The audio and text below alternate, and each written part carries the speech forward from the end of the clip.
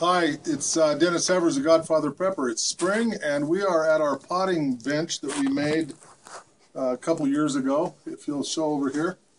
And it just makes things so much easier. This thing was all from scraps from a local home store. It didn't cost me but a few bucks to build.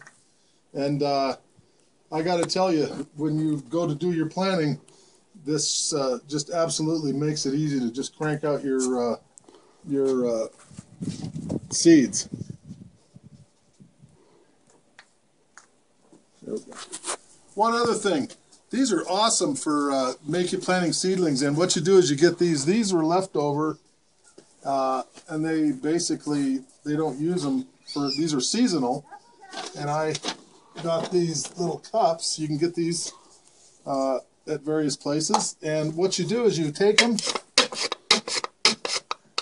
And I poke 5 or 6 holes in the bottom, and then I write the name of a number. I assign a number to each of the things, like an early giant tomatoes number 9 or number 29 for my watermelons. Put that on the side.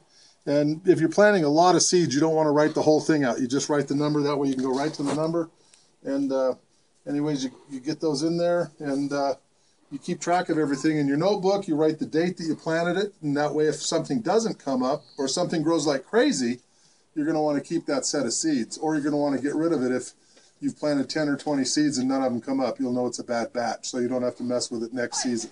Okay, now this was a big tall box. What I did was cut the bottom out, so you use the bottom for planting and you use the lid for planting. So you get, really, it's a smoking deal. It's free.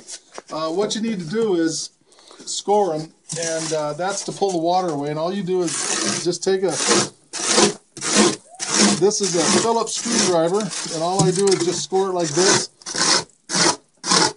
And what that does is it won't, if this is nice and smooth and you set that there, it'll create a vacuum and the water will not drain out. So this way the water will drain out into these grooves.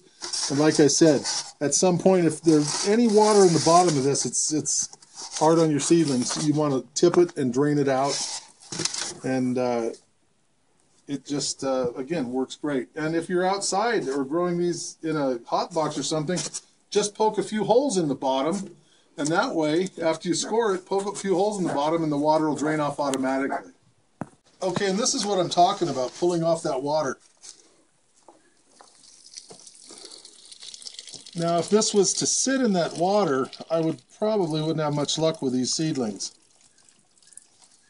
So there you go. You pull it off. You may not get it all, but that'll evaporate. You don't want a ½ inch or an inch of water in the bottom of your tray while your seedlings are getting started. This is one of the boxes I was telling you about. Tropical fish come in them. And like I said, any of the fish stores, any of the pet stores, even the chains get their fish in these. And man, they just, look at this thing. Now this is what they have some peanuts in them, but the lid fits tight. You can use them. I take them on trips with me when if I need a disposable cooler. And I put components in them. But let me show you another thing for these things. The lid works well. This is a lid here and a lid here. You can use the lids. And this thing is a phenomenal planter. You can, I poke holes in the bottom, fill them with soil, and plant my tomatoes in these things. They're good for 1 or 2 years, and you've recycled them before you recycle them. So you're getting twice the life out of these things.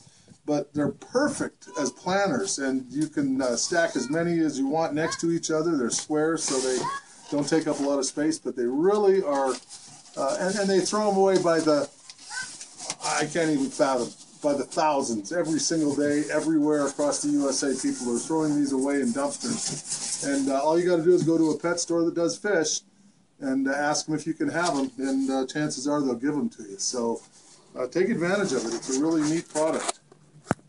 One other thing on these things, to cut them down, it's real simple. I use my table saw and just rip them through it with a blade because I cut a bunch at a time. But you can just take a knife and score it. Just take an X-Acto knife.